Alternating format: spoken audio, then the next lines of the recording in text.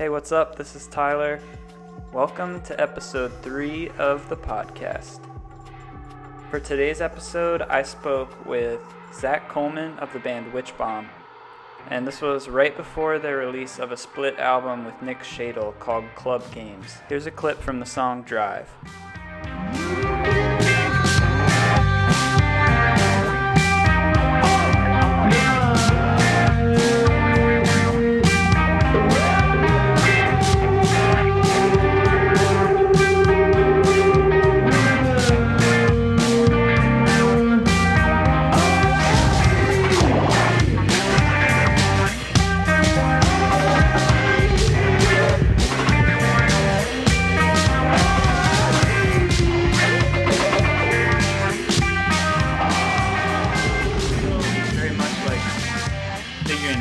But I really appreciate you being willing to just chat and super excited to hear more about you and your music and stuff.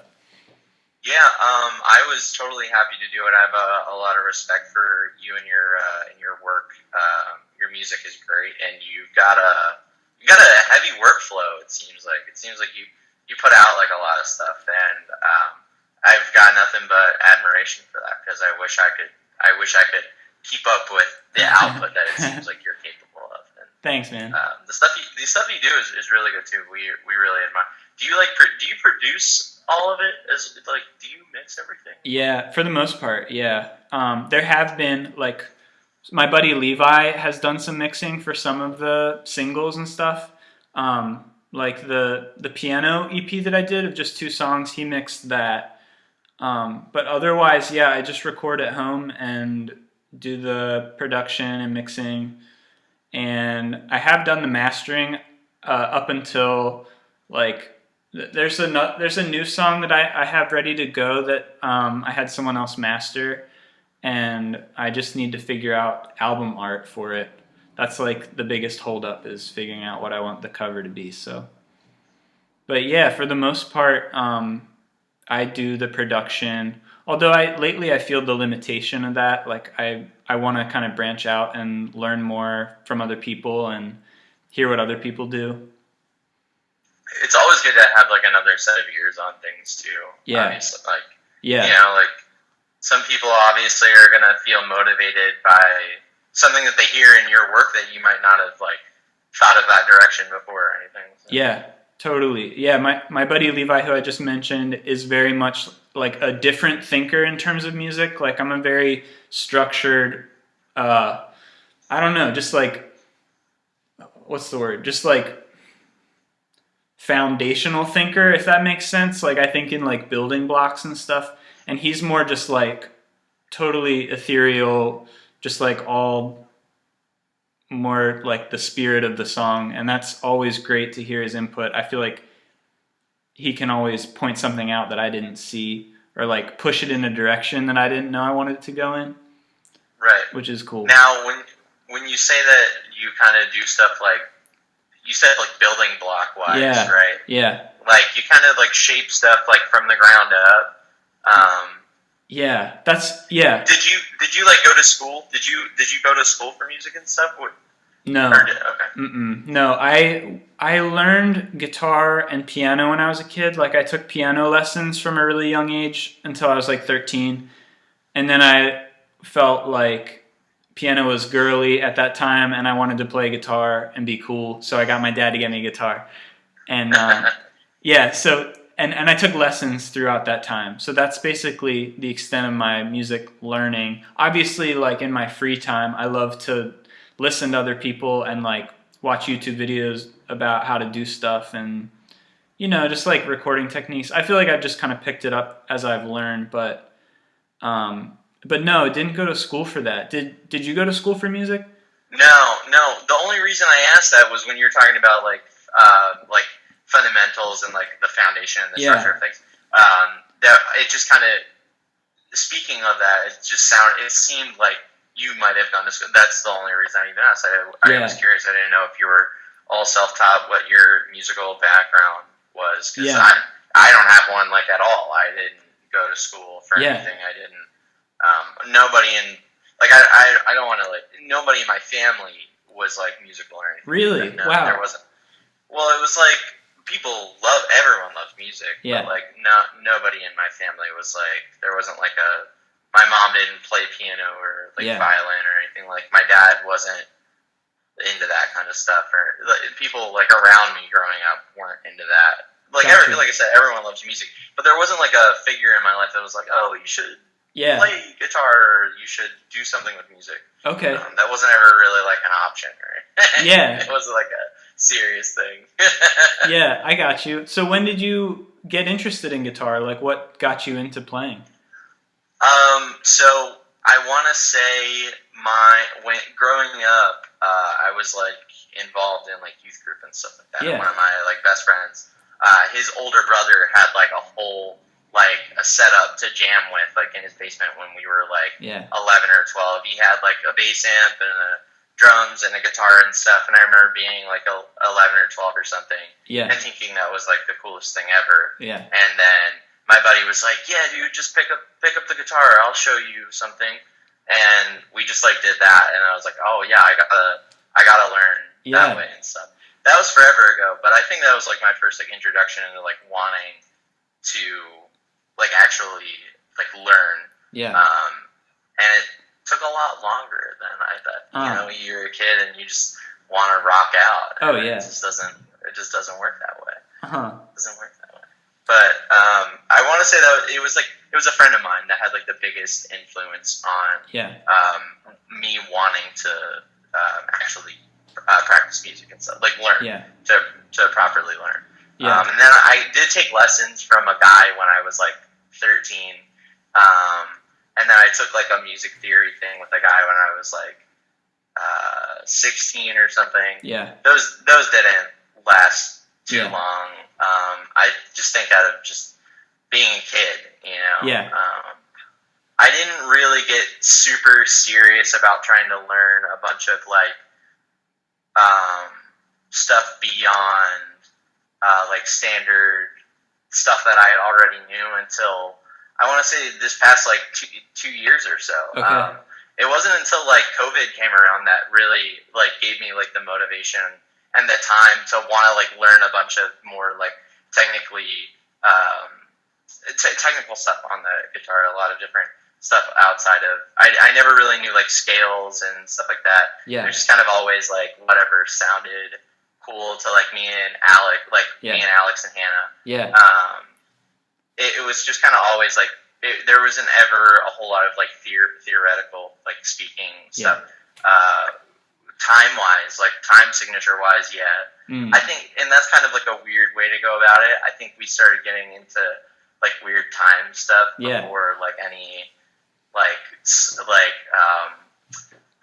theoretical stuff when it comes to melody and whatnot. I think we were like really into weird time signature stuff before melodic development. Yeah. if that makes sense. Yeah. It's kind of backwards. But. Well, that is one of the things that I really enjoy about your music is the percussive elements and the changes there. So that's kind of where the like skeleton of the song comes from, is more of like a percussive place, and then you build the melodic elements on top of that. Is that typically how it goes, or? Yeah. So it's kind of weird because it's like because Alex is so great, and I feel like Alex, our drummer, I feel like we understand each other really well. So whenever he's creating some kind of oddly timed pattern, polyrhythms or anything like that, there's always like a mood or like a tone that I can kind of pick up from that. And we would do a lot of stuff from that. Lately, the stuff we've been doing, the drums are like kind of mixed forward a little bit.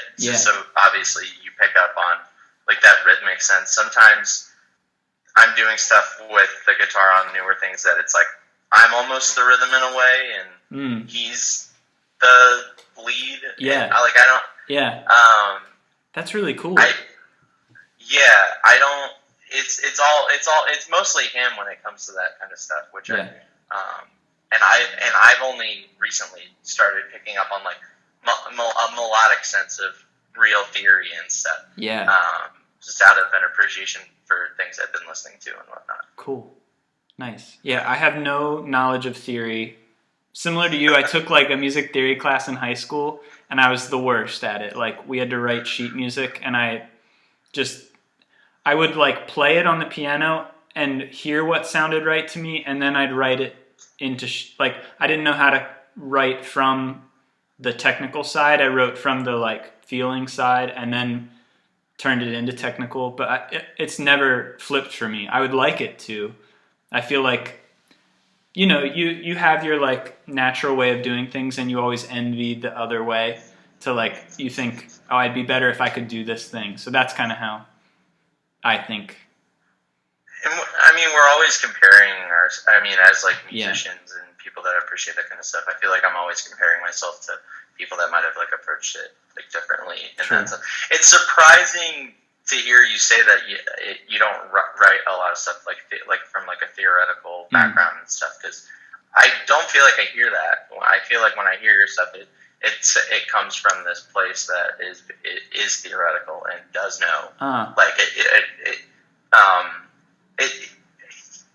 it sounds decisive. It's not like you're not questioning the direction and stuff. I feel like when I listen to your that's music. Cool. So I tricked you. That's good. Well, thanks. Yeah, that's cool. I wanted to circle back to your music experiences, like your first music experience. I also grew up going to youth group, and like I feel like my first musical experiences were mostly in church and like singing and stuff. And I went to a church where a lot of songs were sung like hymns, and a lot of it was just vocals, like maybe a piano along with it, but it was a lot of like multiple harmonies. And I think sometimes about how that affected like what I enjoy about music, like vocal melodies and just melodies and harmonies in general are something I enjoy so much. So yeah, so I relate to you on that, the like youth group piece. So you started playing guitar, and when did you get into like writing songs? Me and my buddy that introduced me to like kind of playing and stuff like that, we started like a band whenever we were kids, and it was just like silly, total bullshit. We would play like house shows in our hometown and stuff like that. Okay.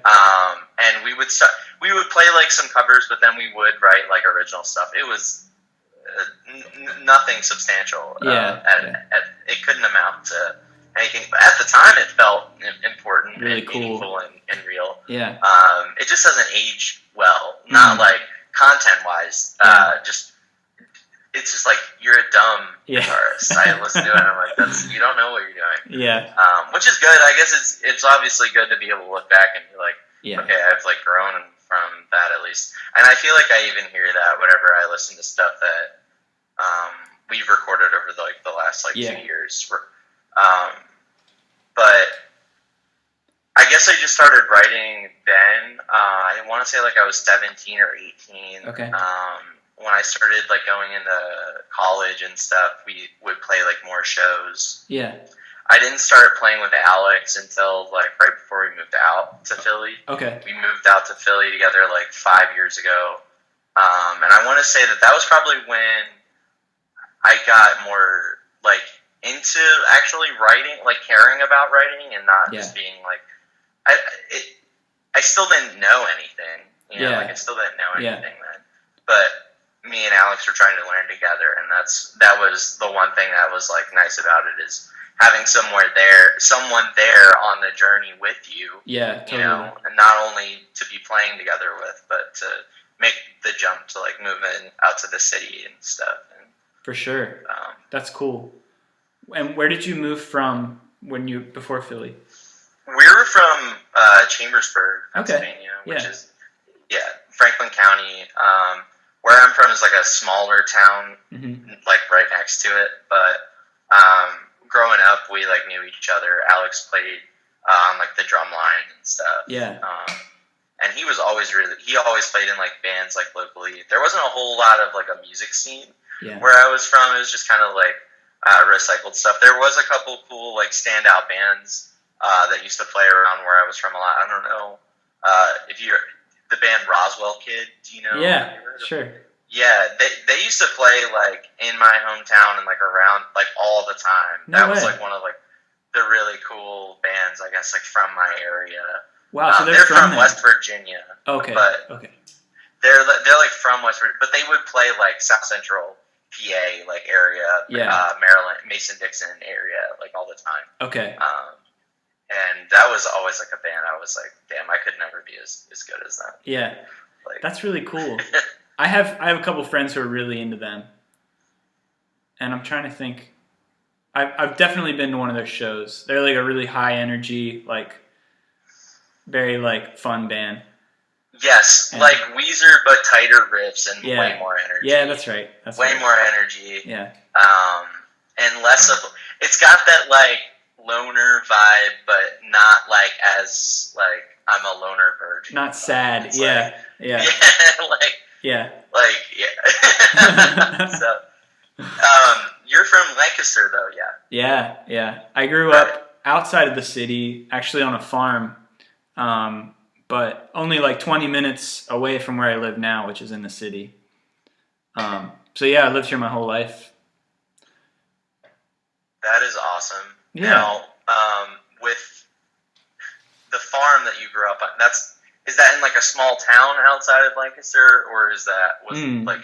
Sorta, yeah, sorta. I feel like as you leave the city, you go out on the road, and it just kind of like things just scatter, you know. Like there are less buildings, and we lived in a town called Salunga, which was kind of like an in-between town between Mountjoy and like Landisville.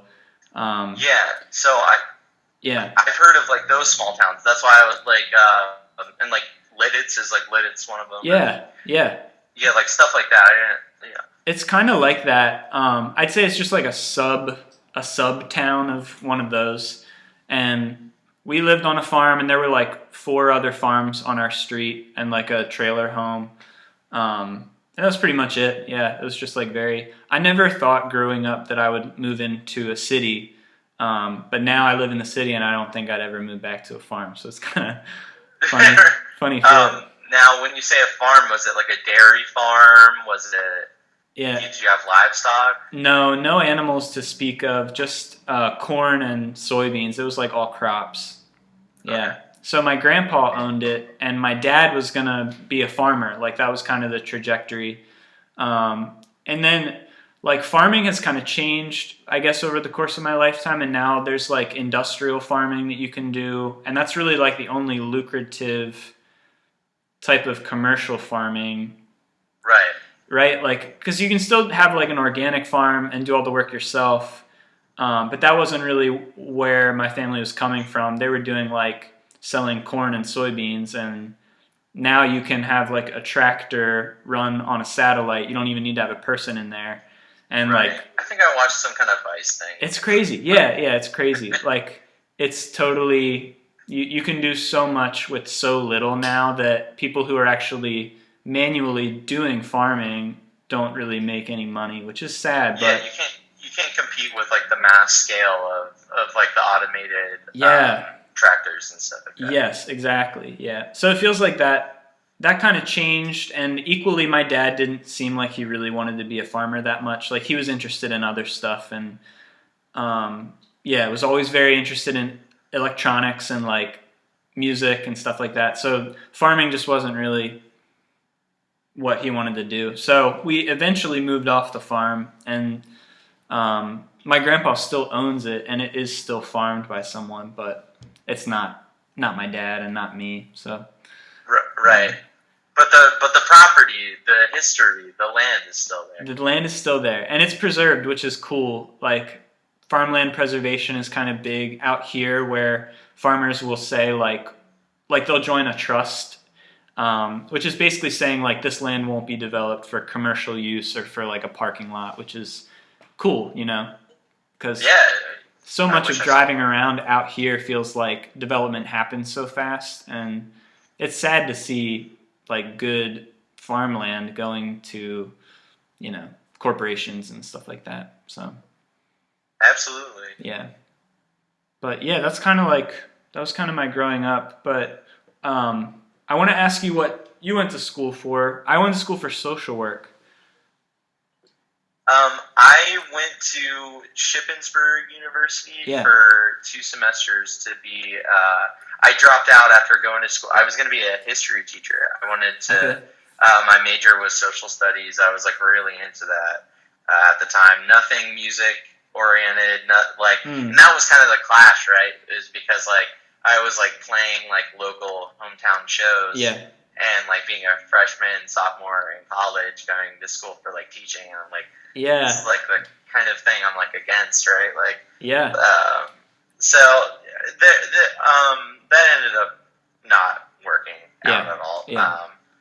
And obviously, I think like, damn, I would like if I would have stuck around with it, I would be like a teacher now. I'm like, that's so square. Yeah. Like, that's like I'm so much more grateful for like where life is like taking me at this point. Like, yeah, like I have to pay for all my benefits and like, you know, I'm not like dealing with like teaching kids all the time and like a job that like society is like, but they don't pay you accordingly, which is so like contradictory. It's like everyone's like, our teachers are so wonderful and they're raising the youth of America, especially like now with like Zoom and having to do this kind of thing every day. Totally. And it's like the pay grade and everything obviously doesn't reflect that at all. But yeah, I went to school for something I didn't really even care about. I thought that was what you were supposed to do. It's like, you know, I'm going to end up fitting into this, being forced into it, and that just wasn't the case at all. I really wish I went to some kind of. I wish I would have gotten into like production or something. I wish that's the part that I think that would have like been like substantial. I feel like I wish I knew more about like production. I wish I knew more about mixing and stuff like, and not necessarily you have to go to school for it. It's just that a lot of those things could certainly help. I have a buddy that's going to Temple right now for that kind of stuff, and he's really grateful for it and everything, but he just keeps telling me it's like the connections and everything that end up being like worth it. Yeah. I definitely hear you. It feels like if you're going to go to school for something and pay money, like learn something you want to do, like production or mixing, and like get to work with people that you wouldn't be exposed to otherwise. That's cool. Where did you go to school? Where? I went to Millersville. Oh, yeah. Okay. So it's kind of close by here too. It's probably like 20 minutes that way, but yeah, I went to Millersville. Yeah. I really liked it. It was a state school. When I finished high school, I didn't know what I wanted to do, but my parents were pretty insistent that I go to college and do something. So I worked for a year, and then I went to community college on and off for like 2 or 3 years, and I would take like a semester off and just work, and really didn't know what I wanted to do. That's about the time that I started writing music. Was in one of those break periods because I really had nothing to like latch onto and feel like good about. So I feel like that's how I tell myself I started that. But then eventually I transferred to Millersville and chipped away at my social work degree, which was cool. It was good. I definitely had moments of feeling the way you did, of feeling like this isn't really what I want to do. But yeah, I also really like social work. It just felt like I really like music and I really like social work and the stuff that I do at my job. So there's like a weird duality there, but you use it now, right? Like yeah. So I work for a company providing services for people with developmental disabilities. And the job I do now is helping people with disabilities get jobs. So it's really cool. Like, it's so rewarding, and I love it. Dude. Yeah, it's really rewarding. Wow.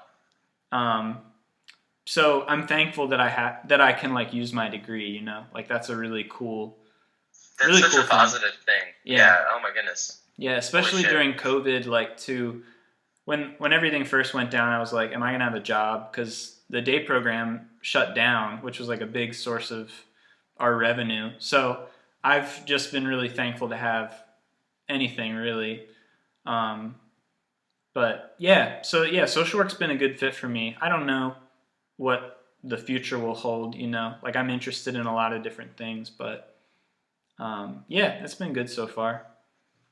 That does sound really rewarding, though. Like Yeah, that sounds like extremely meaningful. yeah, Like I don't want to say that and speak for you and say that it's giving you some sense of purpose, but to me, yeah, that would give me some sense of purpose. yeah, Like, my God, that is extremely meaningful and important. So, yeah. right on you for using that for something positive in society. Thanks, Holy man. shit. Yeah, Yeah, when that's I amazing. if I get worked up or anything, or like get stressed out, I try to just think of that and think of like the lives that are impacted, and that makes a difference. Um, and I genuinely feel like I have skills that make me good at that job. Like I don't think I would be good in like a crisis intervention job or something like that. I'm just not wired for it. Um, but yeah, I'm really thankful for my job, and it's been a good fit for me. Um, but yeah, I To go also back sorry, go ahead. to go back to what you said something about you didn't start writing music until you were kind of like in school and stuff. Yeah, Were you so you, like you were a little bit of like a late bloomer, would you say? Like I would you say weren't like writing stuff as like a kid or anything. Like you weren't.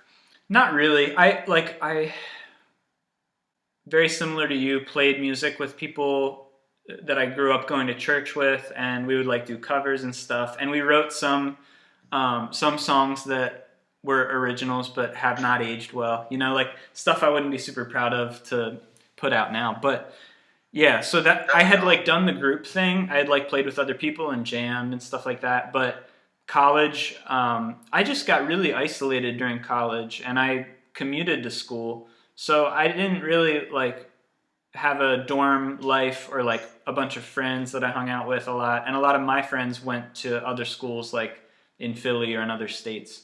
Um, so anyway, that was like a period of time where I really got into writing by myself, or just like trying recording by myself. Um, yeah, so it was about that time that I started doing some stuff, and I just loved it. I loved the process of like layering and just trying to figure out what sounded good, and trying to figure out how to get the drums to sound good with just one little mic, which was incredibly not like hard for a long time. But yeah, that was kind of where that started. Um, did you start out like when you started recording and writing? Would you demo stuff on your laptop and then go to a studio, or did you do stuff all at home? Um, so at first, me and Alex would do like everything at home. We would just like record everything at home, and then we would like mix it with our buddy Nick. Yeah. Would you do it on a laptop? Yeah. So we would do it all through Logic. Yeah. It would just be all on Logic, sounding terrible. Yeah. It just straight up us. We've never gotten to work in like an actual like studio environment. The album that we recorded, I think it was like 3 years ago now. We recorded that at a studio space that we were renting out. It was like our practice space. Yeah. With our friend Jake Clark, and Jake, he recorded everything, and he didn't mix everything. He recorded everything for us, and it sounded, that was probably the most like actual physical experience of like an actual studio environment we've had together. Because other than that, it's literally just like in our bedrooms. Like, Nick has like a home studio setup that we jam with, that is constantly evolving into something new. That's probably the best like environment that we've had to write with. But mostly, it's just like we're working with stuff directly on Logic. Yeah. It hasn't even been until recently that we've, over the last year, that we've had to try and be sending each other stuff back and forth all the time. Yeah. Which has been one of the adjustments. Is just like, yeah, even if it's a shitty recording, at least you have it down, and we're gonna send it back and forth until you have something.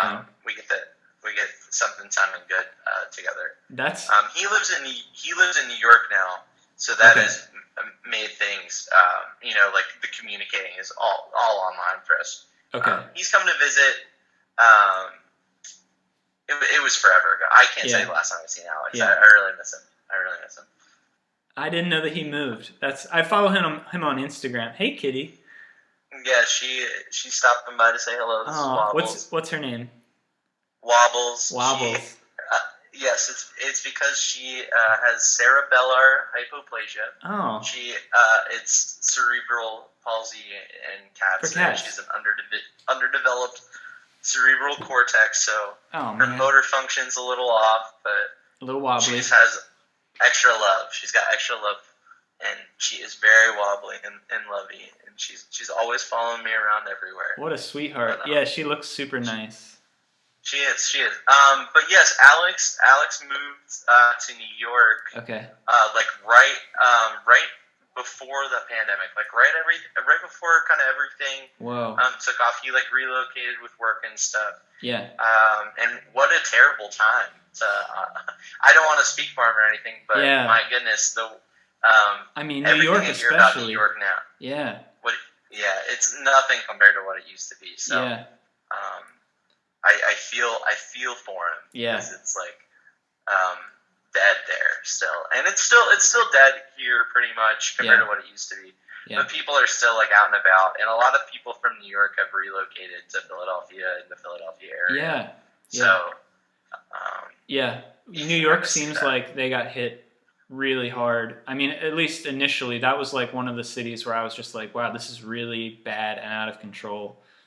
I've also heard of people relocating from big cities like that, like New York or Los Angeles, and relocating to smaller places because none of the perks of living in those places were operating at that time. So it's why pay the rent if you're not going to have the fun?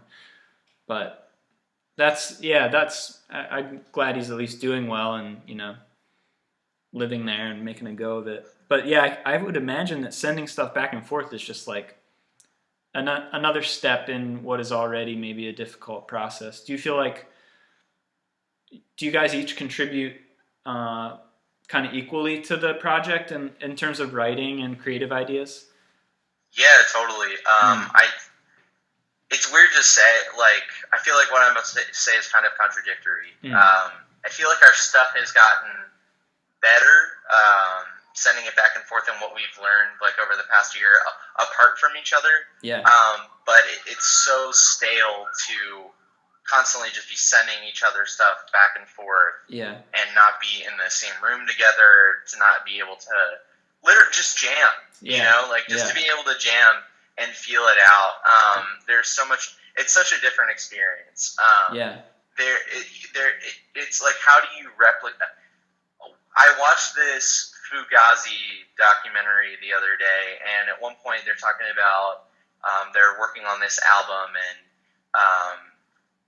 they're saying part of the experience of their music is the live show, and they're trying to replicate that in studio. How do you I related to that, they're trying to get it felt so stale to them recording just in a studio and not doing live takes at a show and stuff like that. Yeah. I feel like it's so stale to send things back and forth and not get that actual experience of hashing it out together. Yeah. The communication is obviously more difficult that way. Yeah. It takes longer. You can't just be like this. Yeah. Even if we were jamming right now and working on a song, it's not the same. It's not the same as being physically present. Yeah. And I think that through this experience with COVID, the dark days of COVID, I've grown even more appreciation for a live show. Yeah. Oh man. Never again will I miss a live show. Yeah, seriously. I know. Yeah, I think of all the shows that I turned down, or was just I'm too tired, I don't want to do that tonight. And it's just man, if I had that chance again, I would definitely not miss it. But yeah, I totally hear what you're saying, especially the creative communication, playing music together. There's just a level of that words don't help at all with, especially when you're hashing out an idea. I would imagine that's difficult to send back and forth. like I said, it's weird because I feel like we've both gotten so much better at what we're trying to do. Yeah. Over this time, like it's just given us time to get better at the things, like technically speaking, that we wanted to tighten up and learn and be influenced by. Yeah. And it's so frustrating to not be able to get the same opportunity to work on that together as we did before. Like, right. I wish I had all of the tools up here that I have now, as when I had the tools of being together and the resources of like playing together and writing together. Yeah. You know what I'm saying? I do. Yeah. Yeah, definitely. Well, it's so great that you have like pursued the growth that you want to see happen, especially during COVID, like what's been such a difficult time. What can you tell me more about like what you feel like you've been developing or working on? Just like just the feel and technical stuff, like on guitar. Just learning the roots of Americana music, blues, rhythm and blues, like even just jazz fundamentals. Yeah. How can we apply those? Like how can we apply those to strange time signatures? The theory stuff that I dismissed for like so long as being like that now I've like decided it's how can you really break the rules without like knowing them, right? Yeah. So it's like it got to this point where I was like, dude, you need to like actually try and learn like real technical stuff, that because then it gives you like a freedom and a way to be more expressive. Yeah. I felt like I was like in this like box of like playing all the time. I felt like the things that I knew were so limiting. Yeah. And it's because it was true. It's because it was true. Yeah. It's limiting in the way that you think, that you approach it. Yeah. I was frustrated. I was frustrated musically. And that wasn't fair to the people that I was playing with, Hannah and Alex. They're both so wonderful, and to just be frustrated with my own abilities of what I've got to work with. And I wanted to see that change. I wanted to feel more comfortable and have more tools to work with, more colors to paint with and stuff. So it's like I said, how can you properly break the rules without really knowing them? Totally. So instead of dismissing the rules all my life, I just decided to kind of embrace some of them and be like, I can do that. Yeah, totally. Like all of that informs your practice and your playing, and like, just helps you to develop your own sound. I feel like that's a good way to put it. Like you bounce your ideas off of other things in order to further figure out what your sound is exactly. I couldn't agree with that more, and I feel like that just helps you become more expressive to get your pointer and your message across. The feel, there really is like a feel that I was lacking, and what I was playing eventually due to that like staleness. Yeah. I used to not be like it's not that I wasn't into the blues or anything, like funk and stuff like that. It's just like I didn't like. That's like old man music. Yeah. You know, like I kind of was always like, that's old people music. Yeah. Like that's not our I want to listen to the cool new stuff. Yeah, and that's like you wouldn't have any of that without the old like Americana stuff. So for sure, it's just like a growing appreciation of like the fundamentals like that have been formed like leading up to this point in like music history or whatever. Yeah. Instead of just like dismissing them and like actually getting into like country music and stuff like that, and like not just being like, this is bullshit. It's not. It's like total feel. It's all feel. Yeah. And I wanted to be able to figure that out. What makes why is this note in this context more meaningful than in a different context? You know. Yeah. Totally. And I didn't really have the answers to that stuff like a year ago. Yeah. Do you feel like with your writing and recording, well, circling back, I can't believe that Magic Star was recorded just like in a practice space that you guys it sounds so good. Like it sounds studio level. I feel like every instrument really sits nicely in the. Oh, nice. I like that art too. Did Alex do that art? Yeah. Alex painted it. It's massive. Yeah. Or else I would pick it up. He did paint that. That's sweet. But yeah. Anyway, I'll just gush a little more about how much I like the instrumentation on Magic Star. I feel like every instrument serves a purpose, and there's just such a nice like texture and like atmosphere to the album. I always really listen to that, and especially as someone like I don't really play with pedals very much, or I feel like the ambience of my songs is just kind of limited to the sound of the instrument itself, which is a different thing, right. you know, but that's one thing I really like about your guys' music is just pulling all that together and how it just kind of like makes this nice thing.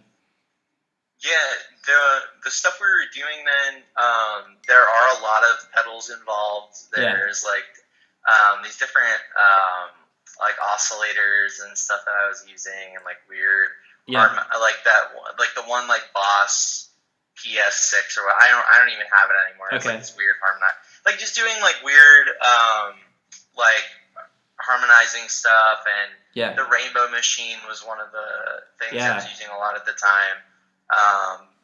That I really enjoyed that kind of like modulation aspect of fusing all of those pedals together. And I hate to like I really appreciate all of what you're saying, because I hope that when I look back, I'm like, oh, dude, you had all those pedals to make up for your shittiness everywhere else, you know. And I felt like I was using them to make myself be better. Oh man, I'm glad it worked. Yeah, I don't think of it that way. Yeah, it all works together. I think it's really good. But it's like loungy and kind of weird at some point. Like there are like weird time signatures on it. I like the loungier. When I look back on it, I like the loungier stuff that is on it. It's weird. It's hard for me to associate with that period of us because it's like I feel like we've all grown so much, and that's the only that is the only like physical album that we have to like as a snapshot in time.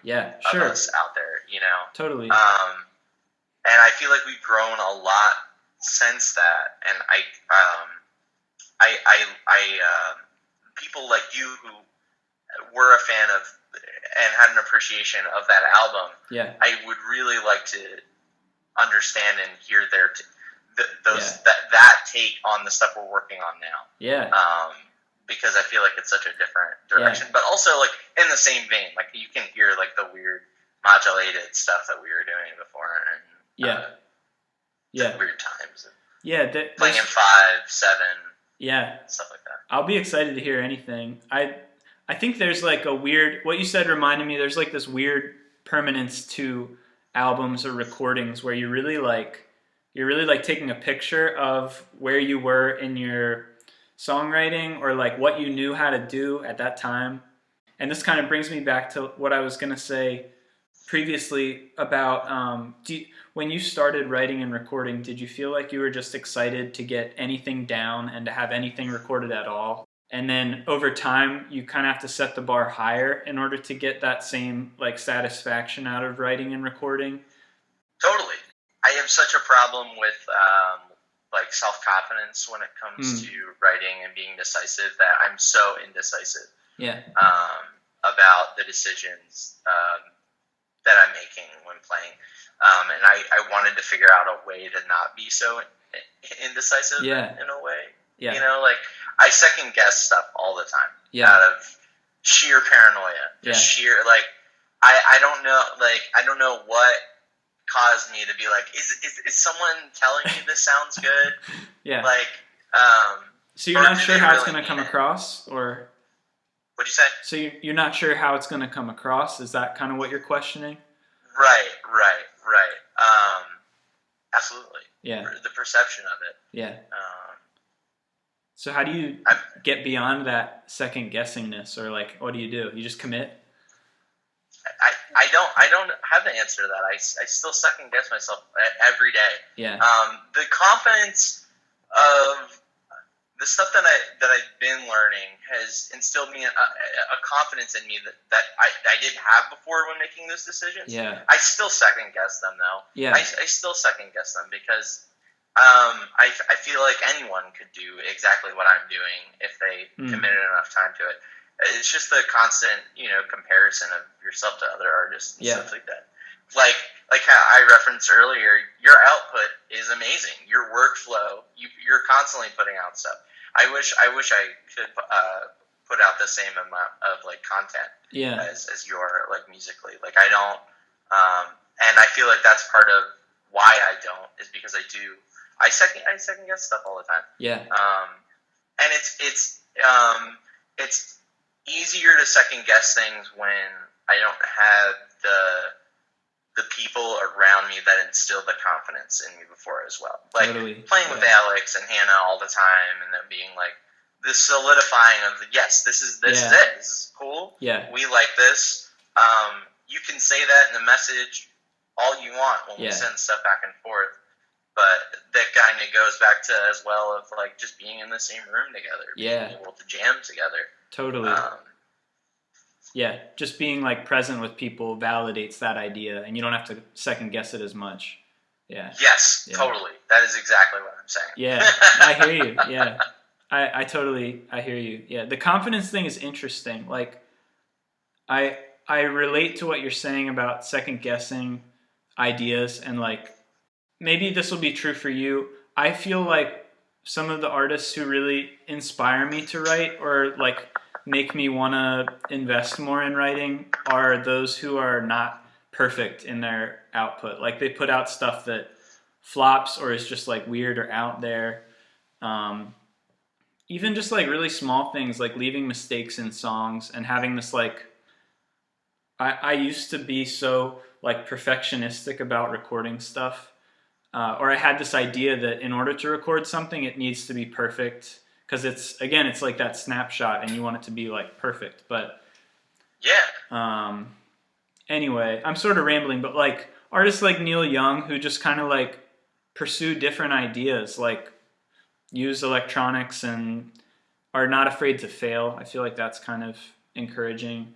But also I feel like I feel that's what I need is to not be afraid to fail. It's hard though, and I feel like it's more than that too.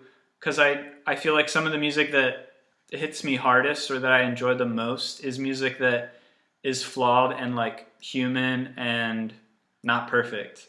And I feel like that's a big part of music is vulnerability, like being open and not afraid to like hit a wrong note or something, especially with live shows. I still need to figure that out. But just like I feel like that's such a big part of what I enjoy about music is hearing other people's vulnerability, because it makes it more relatable. And, it's less of like it makes it more personal in a way. Because you can tie your own when you hear like a fuck up in a song or something, but it's like deliberately left in, and stuff like that. It's like it's more relatable. It is. It's like encouraging too. It's like, whoa, like anyone can do this, or like you're allowed to do that, and it can be in a song, and that's great. Like it makes me like the song even more. I feel like there's all these rules, and that's what keeps you second guessing all the time. Yeah, and it's just like you can make them sometimes too. Yeah. When it comes to your stuff, I know you play in a band. We've played a show together. Yeah. And in your band is it your brother? Your brother plays drums. Yeah. Clark was playing drums. And there was another guitarist. Right? Yeah. I think depending on when we played together, it was either my old roommate Anthony or my friend Derek. I think he also plays in Leg Day. That's Derek. Yeah, that's Derek. Okay. Yeah. Now, where are their roles in do they have a role in your songwriting process, in the overall recording process, or are you doing all of that yourself? The band's setup was strictly helping me bring the songs live and like So there was really no involvement in writing or building the songs up at all. It was more like I had recorded the songs and I would bring them to the band and they would play them, help me play them live, which Okay. is, thinking about it right now, probably why the band didn't want to like stay together, is because there's no like creative buy-in. But no, like they were really great and really fun to play with and really No, talented too. I was blown away when we played a show together at the Kaleidoscope. Yeah. It sounded fucking great. Thanks. Yeah, that's all credit to them. Like, just playing with other people is so fun. Did you find it difficult to kind of translate what you wanted to do with a live show with songs that they hadn't recorded with you? Like, you know what I'm saying? Like, I feel like it would be different to translate that, you know, someone that sat down in the session for the bass part, or as opposed. It was only difficult in that I don't really care that much about like getting the ambience of the recording nailed down or anything in the live show. Like I'm not too concerned about replicating exactly what happened on the recording. Like I'm more interested in what it could be live, and sometimes songs had a way more energy live than they did recorded, which I liked a lot. But yeah, I think the thing that was difficult was I did not like telling people what to play, and so much of that felt like that, and I kind of resented the implied megalomania of like being the songwriter and teaching friends how to play the songs live and then having it be like booked under my name. And I still feel weird about it, although I do prefer playing with a band. It's way more fun, and you can do so much more. When was the last time you played with a band? It would have been probably like 2017, maybe 2018.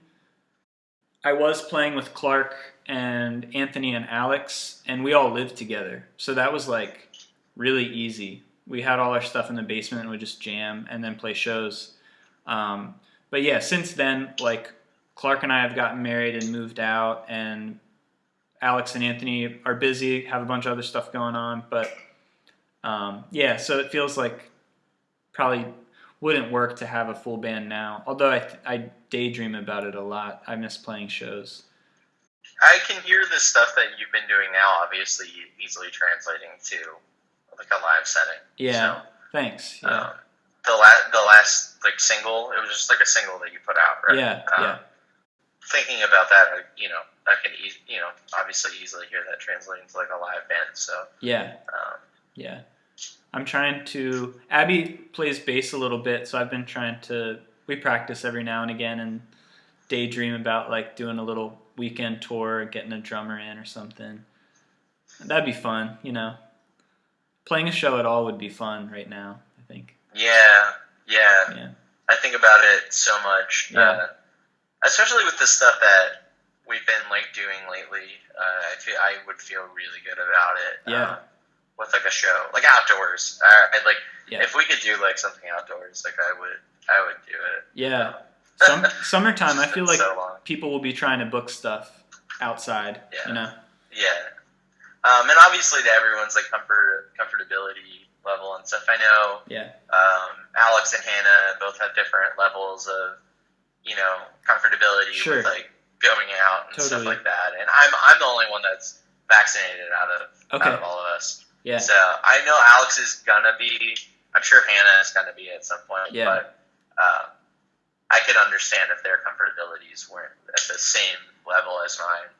If that's still the case at that time.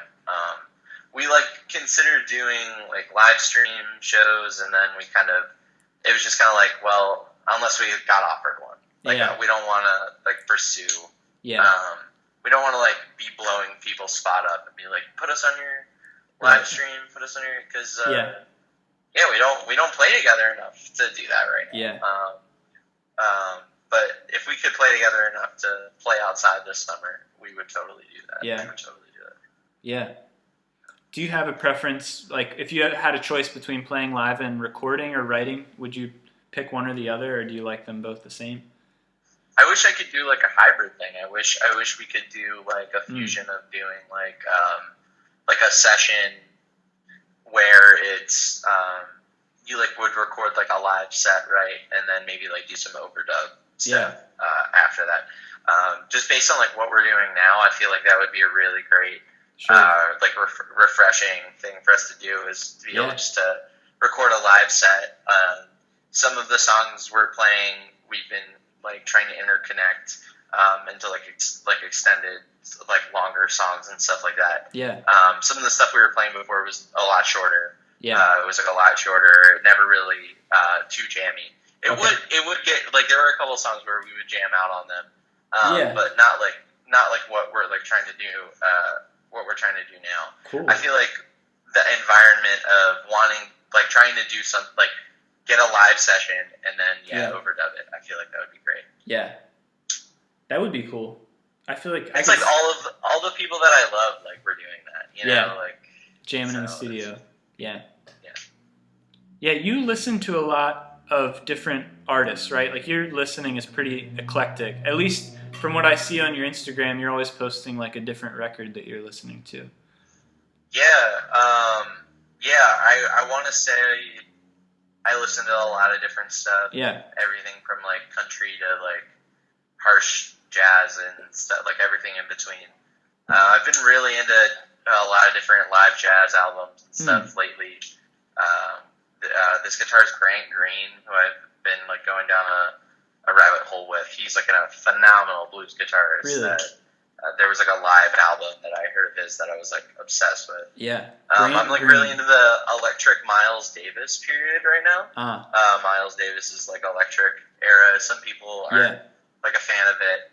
The heart, like the rooty people of jazz, like the bop people that love bop, and rightfully so, because I mean his best albums are like his hard bop ones and stuff like that. Yeah. But his electric period has been really interesting to me. There's a few different guitarists that he brought in. It's the stuff that he has like with guitar in the picture that obviously like perks my ear up. And he played with some guy playing electric guitar here. And sometimes during his electric period, he's running his saxophone through a wah as well, so it sounds like a guitar. It sounds very guitar-esque. Yeah. Was this like towards the later end of his life, the electric period? I think it starts in the early 70s. Okay.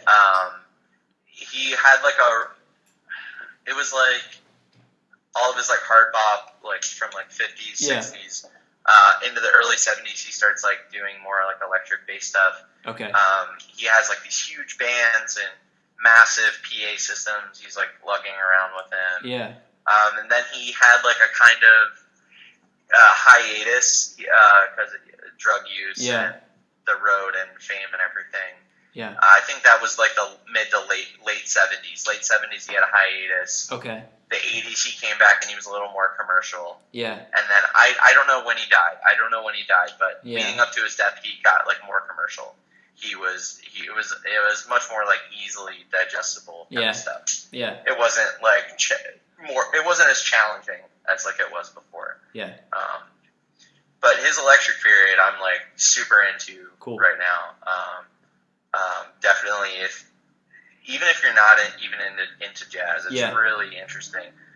Context wise.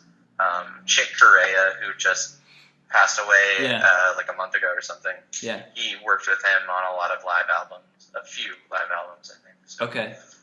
That's cool. Herbie Hancock is on some of his albums too. Isn't that how he kind of got his start, by playing with Miles, and then? I feel like maybe at least the earliest parts of his career, that's where he started taking off. At least, I don't know enough to directly attribute his like stardom to Miles Davis, but it had to have helped. It had to have, because that's so early on in Herbie Hancock's career. He ends up working with so many people, and he's still freaking alive and kicking today. I know. He's like such a legend. Yeah, that's crazy to me. I think I watched Birth of the Cool? It's like Birth of Cool. Yeah. It's like the documentary about Miles Davis, and so that's like kind of where my questions are coming from. What is that on? I think it's on Prime. Okay. Yeah, if you want to check I it out. actually haven't seen that, so I want to check that out. It's now. pretty That's sweet. interesting. Yeah. Yeah, I haven't even seen it. I'm just biographically basing this on the music I have. That's cool. I appreciate the recommendation to check that out. I feel like I have like imposter syndrome when it comes to jazz, like the same way that I feel about the Beatles, that I don't know them enough to say that I'm a fan of them. I feel that kind of like that about jazz, because some people, like, you say you like jazz, well, do you know like these artists and stuff? And it's like, yeah, they're just name dropping left and right. I don't, but That's gatekeeping. I have been really into do you know Johnny Smith? He's a guitarist. He's just like an incredible guitarist, and I got his one record, Moonlight in Vermont, like 2 or 3 years ago. Yeah, and it's beautiful. That's a Captain Beefheart song. That's really Is it? Good. Yeah. Yeah, it might be based off of that. No, yeah, probably. But yeah, Johnny Smith is really great. I'll send you a link after this. Moonlight on Vermont is the album. Yeah, Moonlight in Vermont. It's like a quartet, I think, with Stan Getz. His it's just his guitar playing is so beautiful. Like he's just, his chords are so nice and he moves so fast between them. It's really impressive. Yeah. It's like these dense, muddy chords that end up making Alone. You're like, how does that make any sense? And then providing the context of everything around it, you're like, oh, okay. Well, it just says so much. Yeah, that's so good. Yeah. I feel like I only recently started getting really into different aspects of jazz. I don't know as much as a lot of people do. Yeah. I want to say that I attribute a lot of the stuff that I've gotten into for my love of Zappa. Yeah. I am still obsessed. But I was really, really obsessed with Zappa starting like 2 or 3 years ago. Just like picking up every Zappa record I would see, bootlegs, wanted to all the live performances. Yeah, you just wanted to know the background of everything. Yeah. And due to his kind of like expansive discography and his genre spanning styles, definitely got me into those kinds of things. I definitely wasn't into jazz before Zappa, if that makes any sense. Sure. Zappa's not really jazz, but through my love of him, I gained an appreciation for that, and I feel like through my love of like the Grateful Dead, I learned to love like country music and stuff, and blues in a way that I didn't before. Yeah, you're like hitting the vein of what that influence came from, sort of. Right. Yeah. Right. That's cool. Before I got really obsessed with those like two figures, I wasn't really into to these like tons of different genres and stuff. I was into all kinds of different music. Yeah. But it wasn't like, I was always like kind of like hitting a wall with being like, oh, there's no new music for me to discover. Like there's nothing. And now all I feel like is like there's way too much. More than you could ever listen to. Yeah, there's way too much, and it's not even worth like obsessing over. But I do obsess over it. Like I do obsess over it so much because I love music. I'm curious, what was it about Zappa that like reeled you in like that? Just being like not only just like this production guru. He was kind of like at the forefront of like 16-track recorders and stuff like that. Layering, like tape splicing. Crazy time signatures, political activism. A bunch of stuff. He did so much for the for artists in the music industry. But what initially got me into him was definitely like his guitar playing, like hearing him play guitar, like hearing him sear like even just a minute-long solo. You're like, that was more notes than I've ever heard anyone. So wild. But they all made sense. It's not like, I feel like there's a difference between like, I'm not ripping on like heavy metal or anything like that, but like there's a difference between like just shredding and like this like heavy metal context, and then like the type of shredding that like he like it's sometimes it's a very similar speed, like he does shred, but it's in such a different way. He once described his like approach as his picking hand is a chicken and his fretting hand is a spider, and Whoa. it's like this. It's the chicken and the spider doing like this dance the whole time. And after I heard him describe his playing that way, I just like made a lot of sense. Like, okay, well, I can see that totally in everything that he's doing. Yeah. Just hearing him do these unconventional things that I'd never heard before. And I'm just like, this is some of the stuff is too much for me. Yeah. There's definitely some Zappa that I'm like, this is too much for me. But I feel like that could never outweigh the stuff that I really do appreciate of his. A friend of mine really got me into him, and I never turned back. I was like, this is amazing. He's so uncompromising and like challenging. Yeah. And he's just like a really, really funny, like not only like lyrically, which I'm like so envious of. Yeah. If there's anything that like I feel like really self-conscious about and really bad at, it's like lyrical content. If I could just have like a lyrical collaborator for like everything that I do, like if I could just have someone that has like this like back catalog of like all of these poems and short stories and stuff, and I could just apply them contextually to like what I'm working on, it would relieve so much of the stress because I feel I'm so self-conscious about lyrics in general. I agree. I feel like lyrics are one of the hardest things about writing. Like typically music comes first, and then it's like trying to figure out lyrics, and then album art. That's like the order of difficulty. Yeah. And it's because these are like the last things that you're boiling down to. It's almost even harder to like, overcome. Yeah. It's the pressure. Like. Yeah. Do you watch Billy on the Street? No, I haven't. Yes, I have. Yes.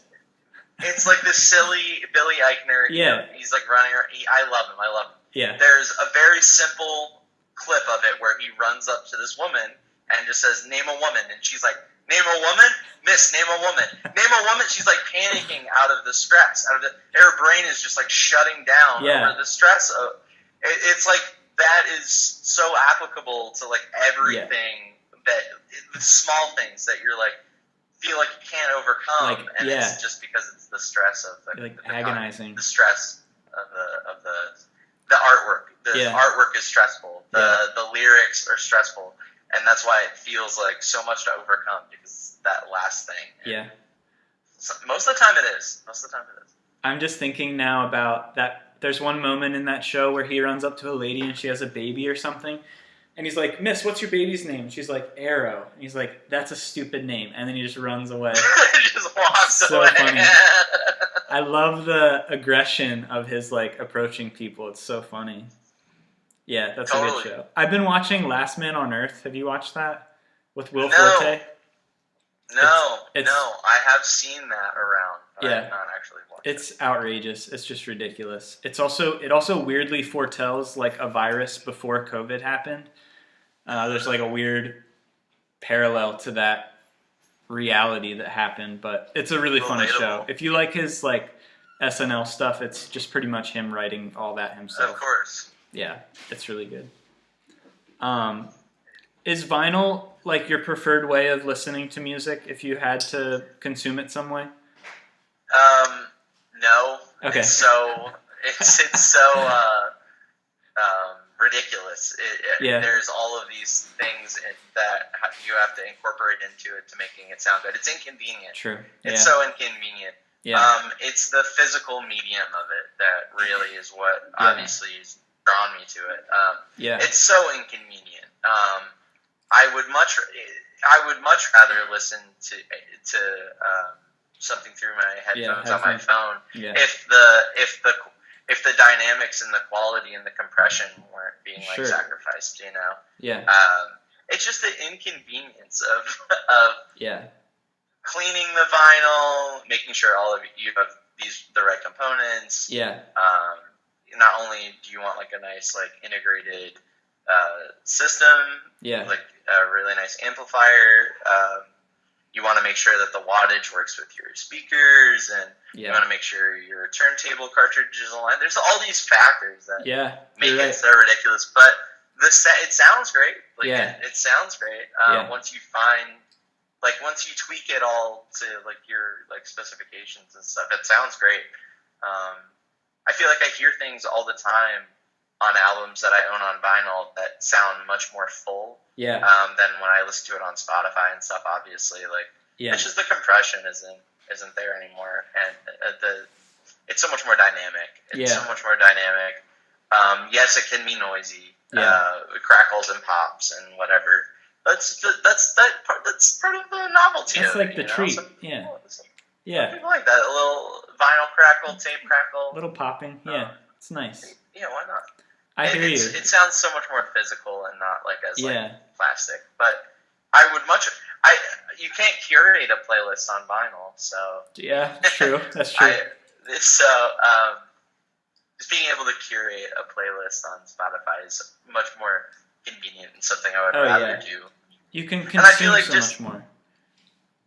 Just like the prices of vinyl and stuff are just going up so much that it's like albums that I bought 2 years ago are like more expensive than when I bought them then, so it's like price gouging the community. I'm a part of it, but I also see the problems in it. There are people trying to make money off of people dying on albums that you love. You know, like obviously one of the biggest references to that right now would be like MF Doom. Once like MF Doom died, like price just like way up. His physical copies of his music and stuff have always been kind of pricey. But to get like repressings of albums that are like done this year, you shouldn't be paying like $75, $80. Like that's messed up.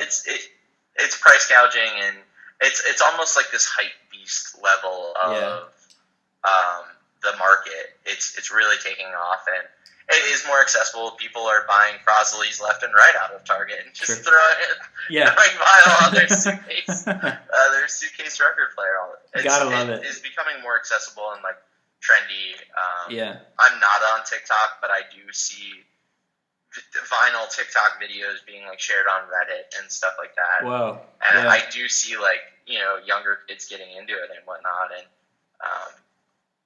most of the time they're not even into the same things I'm into. They're like sharing like Tyler the Creator albums Justin on their Bieber on vinyl. Something.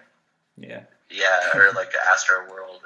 It is so interesting. I feel like much of the hype around vinyl is just that you're actually sitting down and paying attention to the music. Like that's probably most of the appeal, is that you're actually making time to actually like consume the music, and you like look at the art and think about the art while you're listening to the music. Right. It's just like a different experience with it.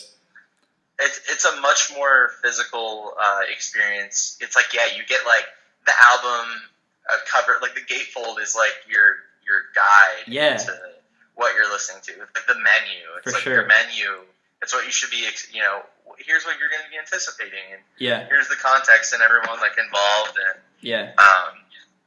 you pay so much more attention to it then, like it's not like I don't normally like throw it on as like just like background music. I do sometimes, but it's like it's kind of hard to listen to Zappa as background music. It's so like abrasive, stuff like that. Just an example. It's so like abrasive, and you want to pay attention. You really want it's not this passive experience anymore. It's this very like active, involved physical media. I wonder what in the future will, like, that's kind of the appeal of vinyl, right? Is like you're having this experience and you're putting work into engaging with it. And I wonder what will be appreciated more in the future now that we have smartphones and we're like doing all this stuff. Certainly hanging out with people is like nice, Do you know what I mean though? Like that abstract thought of like what random thing is going to be more expensive and more valued that's not just right now. Just because you'll have to like work for it and do it. I could I couldn't even think of it. And if I could name it, obviously we would invest in that right now. Absolutely. So that make some money. 15, 20 years from now, when that nostalgia swing comes back around, we're freaking billionaires. I like or whatever. that nostalgia swing. That's a good is word. $1 billion even going to be a lot of money in 20 years? I don't know. I'm still going to try and get it, but I don't even know. We'll probably be fully converted to cryptocurrencies. Yeah, we'll be we won't even be in our bodies anymore. We'll just be uploaded to something. But yeah, it'll be like it's gonna be like I mean, it's kind of already happening with like Game Boys and stuff, but like it's like our kids would be like, oh yeah, I got a Game Boy. It would be like the same as them being like, oh yeah, I got a Game Boy and like a Game Boy cartridge or something. Yeah. Like oh, hit clips were actually really cool all along. Yes. Even though they're only like a minute long or whatever.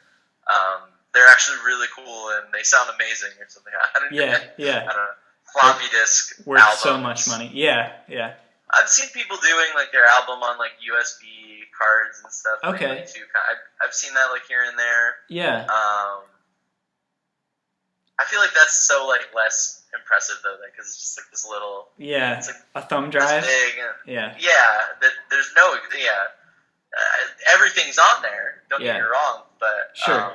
It's not a very. It's just like a great good physical manifestation of that work, right? Yeah. I wanted to ask, what do you do when you get writer's block? How do you work through it? I try to learn more. Yeah. I try to watch some channels like on YouTube and try to like learn some more stuff. Like techniques and. Because I know there's infinite people out there that know way more than me. Yeah. And whenever I feel like I'm kind of like at like a roadblock or something, I always want to like watch a video where some guy's like breaking down this like Grateful Dead jam or something. Yeah. And I'm like, oh, okay, so is that how this works, and how can I maybe apply that to what I'm doing? Yeah, and stuff like that.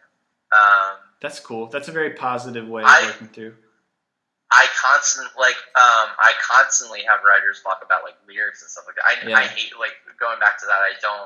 I'm so bad at writing lyrics, just second guessing myself and being self-conscious and stuff. I know some people deal with like writer's block by just like getting up and going away from the music, or like I just like put it down or whatever. I feel like I'm just gonna be thinking about it even more if I just like I find motivation through like other people that are like I'm inspired by. Yeah. Like how would they approach it? And I feel like in this like world of screens over the past year, that just adjusting to that kind of life and way of learning has only just helped me become more comfortable. With it. Just being used to trying to learn on your phone, on a screen, or the computer or whatever. Sure. With like jams and stuff like that, like musical, like writer's block. I feel like I just overcome that by a bit, like just being inspired by somebody, taking away something that from their approach. That might help refreshen it up in a way or something. For sure. It sounds like you don't walk away from it, but maybe you sidestep it and like engage with something else, and then come back to the idea again.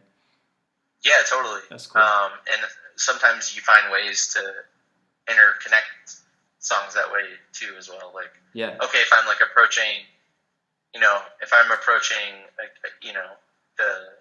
this song a certain way, would that context work with the previous one I was just like frustrated with or something?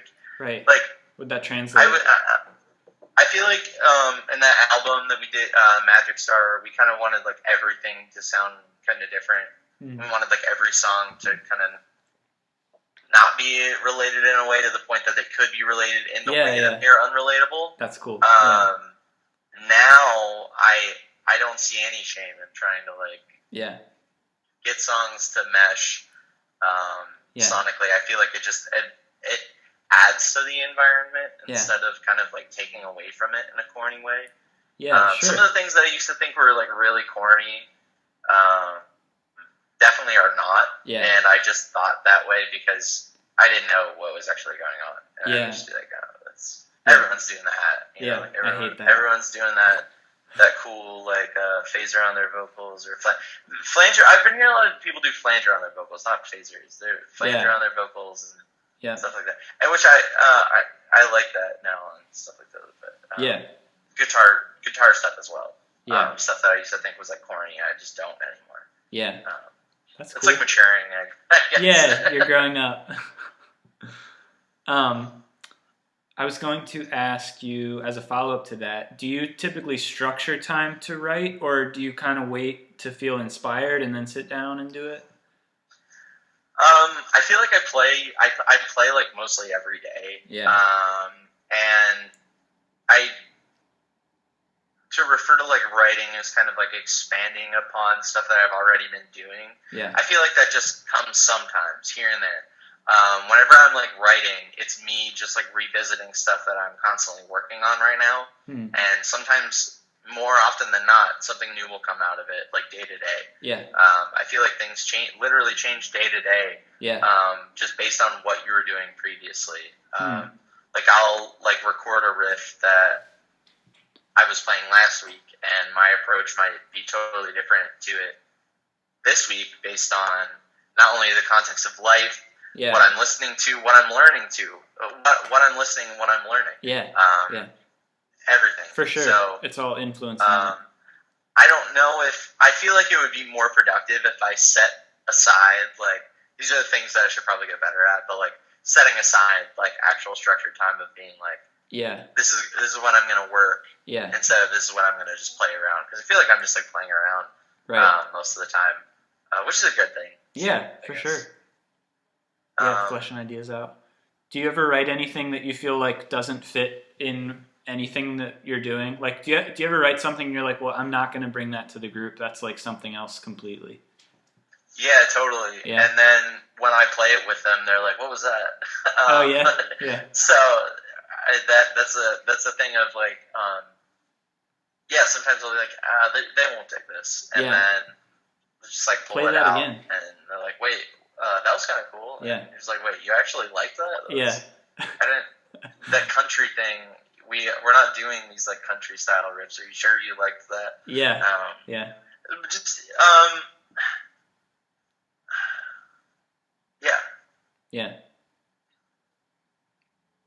It's like a weird construct that we think like that doesn't fit, or that wouldn't fit in anywhere. But I don't necessarily think that's true. I feel like sometimes it's the context, right? Like you find the right context for it. Although, I don't know. What are you thinking? Like I said, the times where I'm like surprised by like Alex and Hannah being like, oh yeah, that was cool, and something that like I might have been hesitant to be like, I should do this on my own. Like I should just like keep this for me. That kind of goes back to that like refreshing aspect of it, like another set of ears on it, right? Where just being surprised by stuff like that. And I guess I learned to try and not hold them back from anything that I would like want to do. I feel like they probably do that more often than me. I feel like Hannah's got all kinds of tricks up her sleeve. Hannah is great. Hannah is very talented. She has always been one of like the biggest motivators for me to like want to keep playing with them because she is so talented and versatile, and she's always been very decisive. Her self-confidence is sometimes wavering, but I don't. I feel like that's just her trying to be humble in ways, because she knows what she knows, and I really try whenever we do play together over the last year and stuff. I have tried to like not be like controlling over like what we're playing. I've tried to like not be like, oh hey, but I'd rather you like hit this note. I do that sometimes. Just based on these like ultimate decisions that I've made like sonically in what I'm playing, and I'm like, okay, because I'm not holding down this one note here, I need you to. It's good for you. To like to provide that context and stuff. I really try to not tell her like what to do, because I Yeah. feel like that takes away from the experience in a way. Yeah, for sure. And she knows so much. Yeah. She's very skilled. Yeah. And I'm so grateful to have been jamming with her Yeah. for like the last 5 years now. With I know Alex and Hannah have known each other longer. They went to school together, and they played I think a couple times together. Okay. While they were in school. But we kind of all started jamming together out of just wanting to play music together. Yeah. And Alex was like, I know a great bassist. Yeah. And Hannah has been like the saving grace of everything. She does all of the design stuff. She does design stuff, a lot of like the flyers for shows. Yeah. And booking. She was booking like a lot of the shows we would play. Like I only booked like a few of the shows that we would play because I didn't know people like that, and she knew enough people, and so did Alex. Yeah, she seems to know a lot of people. I haven't seen her. There's wobbles. I haven't seen her. I used to see Hannah a lot when I was living with Clark and when Leg Day was playing a lot. And yeah, she's always just so cool to talk to. And I remember I recorded one of their EPs, like a couple songs, and I remember Hannah would just do like 1 or 2 takes. Like she would just shred it, just like play to a click, and that and I would be like, wow, okay, Hannah's done. Let's get someone else in here. It's crazy. It's so good. It's like the easiest takes. Yeah, the easiest person to record is Hannah. Just and so fun to watch. Like her playing is just so fluid, and yeah, she's just really talented. Decisive. She's very decisive and confident in what she's playing too. Yeah, I'll have to give her a shout after this. I haven't talked to her in a long time, but definitely. Yeah. I told her we were doing this last time. I just hung out with her. I hung out with her and George last Sunday or something, and I was like, I'm talking with Tyler this coming week. Yeah. She's like, oh, cool. Yeah, sweet. So, yeah, she's busy. She works full time and stuff. She works a lot for the flyers and whatnot still. And last time I checked, she was doing some stuff for Tim Heidecker's podcast. Are you serious? No way. Yeah, she was doing some design stuff for. Whoa, that's cool. I listen to Office Hours a lot when I'm working. Office Hours, yeah. I was like, what's the name? What's the name? He's funny. He's always been funny. There was like a meme. Do you follow their Instagram? Maybe. I don't know. There was like a thing. They had like a meme of. It was like a. I can't remember. Yeah. She designed a meme for them that did really well. That's cool. Go Hannah. Yeah. Somehow she got that gig. Yeah. She's connected. That's cool. She's connected. She's well connected. Well, we're going on like 5:30, man. Do you mind if I just ask you a couple more questions? Do you have time? Yeah. Totally. This time's flown by. Yeah. I think we kicked this off around 4 o'clock. I think. Yeah. I can't believe it's been like an hour and a half already. But yeah, this. So I'll just ask a few more questions. Yeah, sure. I wanted to ask if you're reading anything right now.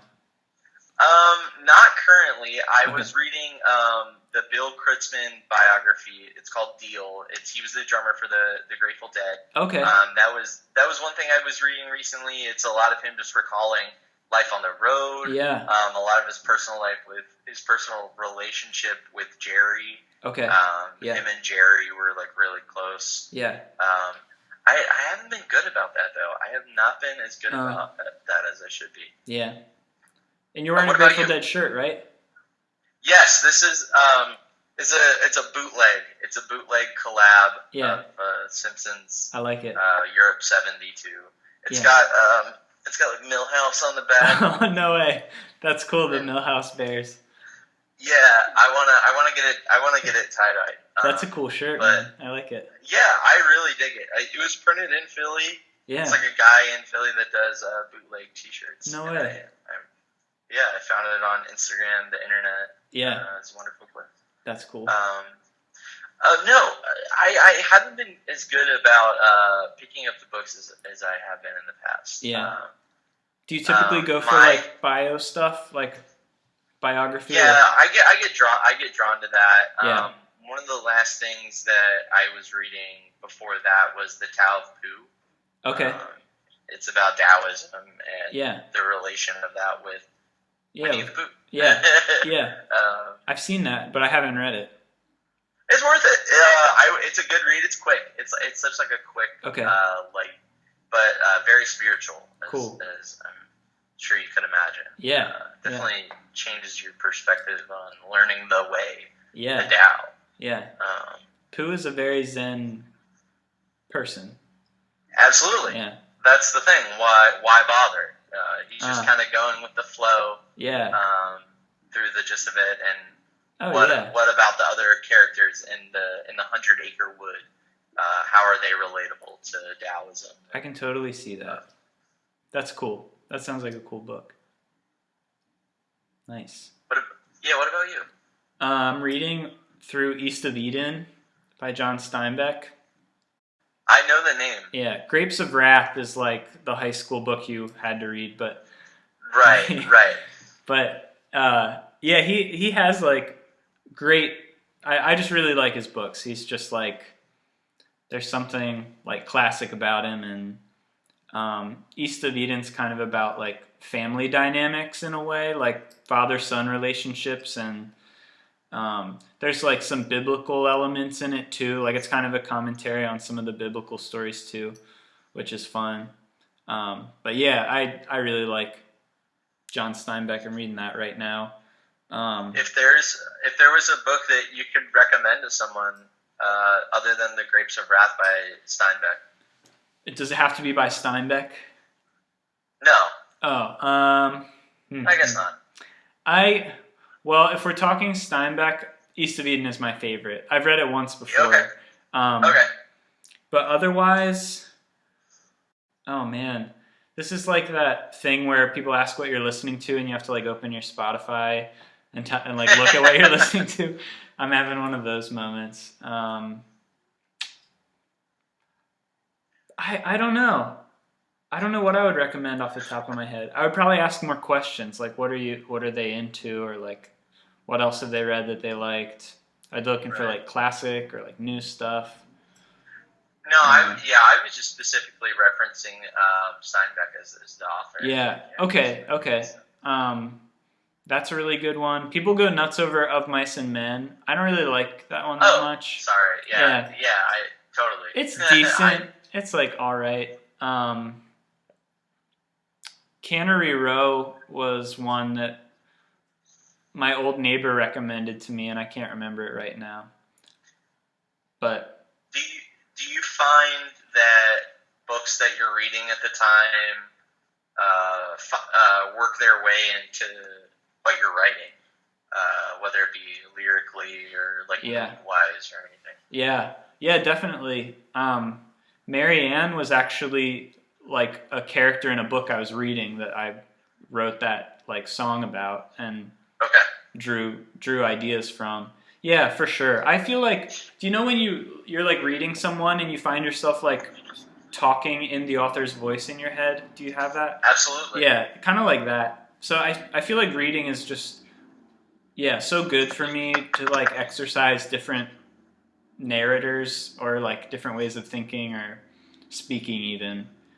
Absolutely. Yeah. It's I can definitely see how that would subconsciously even adjust your vocabulary based on, a book that you're flipping through. Yeah, for sure. Yeah, I really like reading. That's been like one good habit that I feel like I've hammered into myself over the years, but yeah. Yeah, I need to get better at it. My girlfriend is so much better. She's always reading something. She's always got a book that she's flipping through for sure. Yeah. I wake up early. Like I just naturally wake up at like 6:45 or 7 o'clock, and that's when I read. Same. Like I'll read for the first half hour of the day.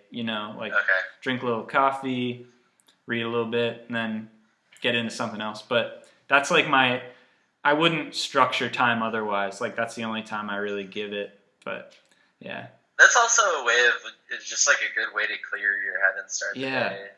Almost like a meditative thing. Yeah. Otherwise, I'd just be like jumping on Instagram or something, which I'm trying to not do as much. Which, yeah, Yeah, me friggin' too. yeah, it's hard. I like, yeah, I spend most of my time on like Instagram looking at Grateful Dead shirts and like records Yeah, and shit. Like, yeah, I use it so differently than what I would think I would have been using it for and yeah, stuff. And staying in touch with all my friends and stuff like that. yeah. But Totally. I don't have like the desire to like post and stuff. I feel so bad about that. Yeah, I feel so bad being like interactive, like wise and like comment wise and like yeah, other stuff, and like I'm never like posting frequently. And so, yeah. like, I just don't. I just feel like, who fucking cares? It's weird. Like, Yeah, yeah, in a way, who cares? It's like, here are the nice things that I have. Here's the nice day that I had. yeah. It's not really And, natural, right? Yeah, No, and I feel like it's a lot easier, obviously, to frame a narrative around your life that way. That makes it more. Yeah, Like, I'd rather not like interact and making it seem like my life is so wonderful. everything's great. Yeah, When it's just like not, it's just normal. It's just like a normal thing. Like, yeah. Hard to not fall into that like highlight reel mentality of like I got to show the best parts of my day and nothing else or something. Right. Yeah. Yeah, I feel like I just use it for commercial purposes. Yeah. They're just taking my money. Yeah. Yeah, I feel like part of my like lyricism thing, it could be solved by just like reading more. Like if I just read more, I feel like I would find the motivation. Yeah. And the inspiration to lyrically like be jotting stuff down. Yeah. It's like my biggest weakness. There's a book. There's a creative writing book I got at one of my community college classes called Writing Down the Bones. And it's actually really helpful. Like, it's just a very instructive little, like, handbook. I would definitely recommend it. You can get a used copy for super cheap. It's Writing Down the Bones. I'm looking it up. I'm looking it up right now. Yeah, man. It's good. I feel like it kind of bypasses all of the technical ways that you're supposed to write and really just helps you by asking creative questions to, like, get your brain thinking differently about writing. So I've used that book a number of times, and I would. Natalie Goldberg. Yeah, that's it. Yeah, it's a winner. I would recommend it. But yeah, I relate. Lyrics are hard for sure. Yeah. It's surprising to also hear you say that because I feel like you're good at that. Yeah, got a lot of lyricism going on. I don't know. I feel like lately it's been hard to. COVID's been kind of a vacuum for me creatively. It's been really hard to like push anything further. Like, I have demos kind of hashed out, but I'm really just like hitting the ceiling, so to speak, creatively. Yeah. I feel like You're not alone in that. Yeah. I feel like I'm just having trouble getting the song. Like, I can't push them to the place that I want them to be at. You know what I mean? But I've been meeting with Levi, and we've been working on some stuff in the studio that I feel good about. So there's like at least a path forward that I feel like I can see. So that feels good. That is really, like I said, that's really surprising to me. Yeah. Well, do you have a reel to reel? Have I seen you post a reel to reel before? Yeah, Levi does. Yeah. So when I record with him, there's a studio called the Sugar Tank in Lancaster that Levi engineers at, and I'll just go in and like hang out on a Saturday, and we'll just track stuff. Levi loves your music, by the way. I showed it to him, and he's all in, man. He loves it. Yeah. Hell yeah. Yeah. Hell yeah. I appreciate hearing that. Yeah, man. I've never heard of this place, the Sugar Tank. It's pretty small. Looking at it. Can you see it? Is it online?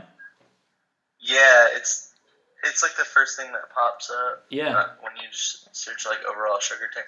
It is a small space, but yeah. Way is bigger that than my near bedroom. The Kaleidoscope? It's similar to the Kaleidoscope, but it's on the other side of town.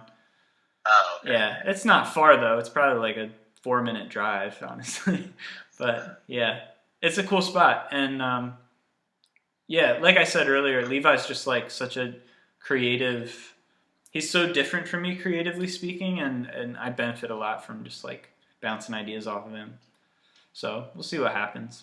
But are you guys thinking like you'll record again soon and try to do an album, or? I hope so. I hope we do that this year.